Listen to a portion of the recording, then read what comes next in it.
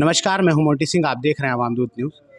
आज फिर ईडी का शिकंजा भूपेश बघेल तक जी पहुंचा है। दोबारा से जांच में उनका नाम आया है। बताया जा रहा है कि जो रकम उनको मिली है उसके बाद भी रकम मिलना थी। कई खुलासे हुए हैं उसमें, और भाजपा ने जैसे कहा था कि चुनाव जीतने के बाद निश्चित इस मामले पर जाँच की जाएगी। मेरे पास प्रदेश प्रवक्ता जी मौजूद हैं, इनसे जानेंगे, बात करेंगे कि क्या आगे और भी दोषियों को इसमें कार्रवाई हो सकती है। देखिए, हम तो बोलते बोलते बताते बताते थक गए कि महादेव सट्टा ऐप में सीधा हाथ भूपेश बघेल का है और सीधा संरक्षण भूपेश बघेल का है। उनके संरक्षण में ही ये पूरा कारोबार छत्तीसगढ़ समेत पूरे आधे भारत में चल रहा है। मगर हर वक्त इन कांग्रेसियों की झूठ बोलने की आदत और उनकी प्रवृत्ति कभी जाएगी नहीं। तो कुल मिला के आज जो असीम दत्ता पकड़े गए हैं, उन्होंने आज खुलासा भी किया कि ये पैसा भूपेश बघेल जी को देने के लिए ही भेजा गया था। और आज उसने, पहले हम कहते थे कि सीधा उनका संपर्क है उनसे, मगर आज जो बयान असीम दत्ता का आया है उससे ये साफ हो गया है कि भूपेश बघेल जी का सीधा इन्वॉल्व महादेव सट्टा में है। और आगे ईडी अपने हिसाब से कार्रवाई कर रही है, क्योंकि वो स्वतंत्र जांच एजेंसी है। वो जो सबूत के आधार पे ही काम करने का उनका रवैया है। और जितने सबूत मिलते जाएंगे उतने लोग, और ये कांग्रेस जी जितने जो लोग हैं कांग्रेसी जिनके हाथ इस महादेव सट्टा के काले कारनामे में संलिप्त है, वो सब के सब सलाखों के पीछे जाएंगे। भैया, चुनाव से पहले एक बार उन्होंने मीडिया के सामने कहा था, गंगाधरी शक्तिमान है, ईडी ही बीजेपी है, बीजेपी ईडी है। इस तरह के हमेशा आरोप लगाती आई है कांग्रेस। के बारे में क्या कहना चाहेंगे? कांग्रेस के बारे में तो यही कहना चाहेंगे कि जो कांग्रेस थी उसे गांधी जी ने कहा था कि अब जिस कांग्रेस का जिस उद्देश्य से निर्माण हुआ था उस कांग्रेस का ध्येय पूरा हो गया था, अब उसे समाप्त कर देना चाहिए था। ये गांधी जी के शब्द थे, राष्ट्रपिता महात्मा गांधी जी के शब्द थे।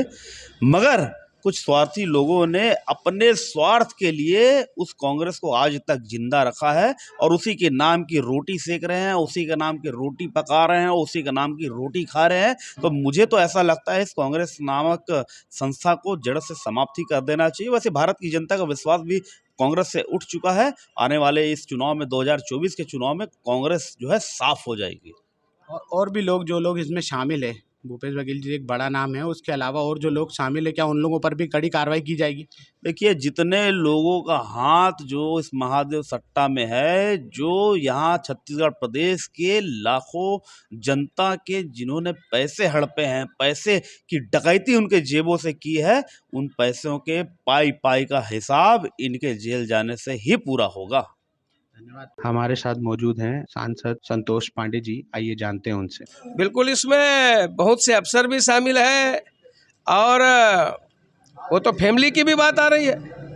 तो चाहे वो कोई भी हो, कितना भी असरकारी प्रभावी हो, उनको इसके दायरे में और ये जांच होगी।